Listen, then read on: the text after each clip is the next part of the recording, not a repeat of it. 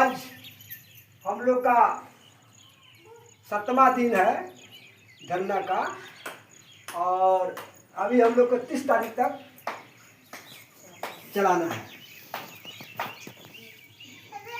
तो धरना हम लोग 10 तारीख से जो बैठे हैं, इसके पहले से भी धरना ही चल रही है। 12 फरवरी से बोध गया लाल पत्थर पर हमारे जो भंते जी लोग हैं, बुद्ध का मानने वाले भक्त लोग, उन्होंने बोध गया लाल पत्थर पर बैठे थे जो मेन मंदिर के सामने था। लगभग वहाँ कुछ दिन बीता तो सरकार को, प्रशासन को किरकिरी होने लगा। तो वो लोग जबरन वहाँ से उठा करके और ये कह करके कि आप लोग सब बीमार हैं, आप लोग के इलाज के लिए हॉस्पिटल ले चल रहे हैं, डीएम को आदेश है। उन्होंने सभी बंदे जिन लोग ने बोला कि ना हम लोग बीमार मर नहीं है, हम लोग सब ठीक है, स्वस्थ है, नहीं चलना ही होगा। प्रशासन को आदेश है, जबरदस्ती उनको गाड़ी में ठूस दिया और ले जा करके मगध मेडिकल गया, वहाँ छोड़ दिया। अब वहाँ छोड़ देने के बाद सारे भंते जी लोग ने वहीं धरना पर बैठ गए हॉस्पिटल में। अब हॉस्पिटल में जब बैठ गए तो हॉस्पिटल में जो मेन सुपरिटेंडेंट थे, उनको तक ये उनकी कान तक की आवाज़ दिया। तो उन्होंने आए और लोगों से मिले, उसके बाद डीएम को फोन किया, तब डीएम फिर आया।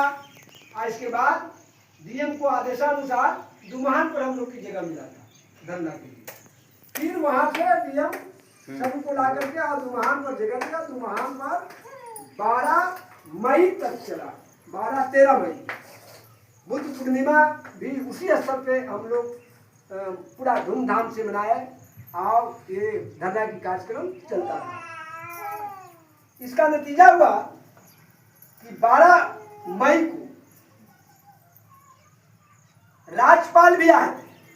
बिहार का जो गवर्नर होता है, तो वो राज्यपाल आए बुद्ध पूर्णिमा में शरीक होने के लिए। और जो मेजरमेंट कमेटी में लोग हैं, उसमें 4 हिंदू ब्राह्मण हैं उस कमेटी में, और 4 बौद्ध हैं, और एक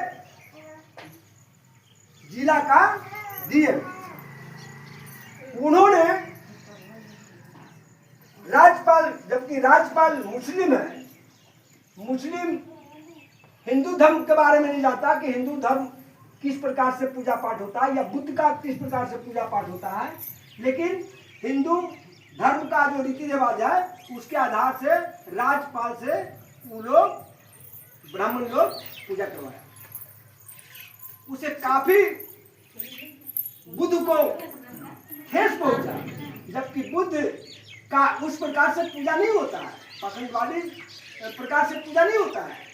उनको उनका गाथा को कहा जाता है। उन्होंने जो उस समय अपने समय में जो कर रहे थे लोगों के लिए, वो बात बताया जाता है और वंदना होता है पाली भाषा में। सब बुद्ध का जो बनाया हुआ पंक्तियां, उसके आधार पर पूजा पाठ होता है। उसमें हमारे जो उपासक उपासिका जो महाराष्ट्र नागपुर तरफ से जो आए हुए थे, पूरे देश से आए हुए थे, तो उन लोगों ने देखा तो उन लोग विरोध किया। विरोध करने का नतीजा हुआ कि ब्राह्मण का जो गुंडा था उनको पर लाठी प्रहार कर दिया, और उल्टा पुलिस हमारे भंते जी को ही पकड़ करके और जेल में डाल दिया। अभी तक वो जेल में है, जबकि डालना चाहिए जो लाठी चलाया था उसको। तो इस प्रकार का यहाँ की सरकार का, यहाँ की प्रशासन को ये रवैया है। जबकि सभी धर्म, जैसे मुस्लिम धर्म हो गया, मस्जिद में मस्जिद को संचालन करने के लिए मुस्लिम धर्म के लोग ही हैं, उसमें हिंदू ईसाई नहीं है, टोटल मुस्लिम धर्म के ही लोग हैं। इसके बाद चर्च, यीशु मसीह, चर्च में चर्च के लोग ही संचालन करते हैं। सिख में सिख के लोग संचालन करते हैं। हिंदू धर्म में सब पंडित संचालन करता है, उसमें दूसरे धर्म के लोग नहीं रहता है। लेकिन बौद्ध धर्म जो है, तो बौद्ध धर्म में बौद्धों का ही संचालन करने का अधिकार होना चाहिए ना, क्या ये नहीं तो वो बौद्धों को संचालन करने के लिए होना चाहिए। लेकिन एक 1949 आजादी के पहले का अंग्रेज के बनाया हुआ एक कानून है, 1949 एक्ट, जिसको हम लोग कहते हैं बीटी एक्ट, रद्द करो।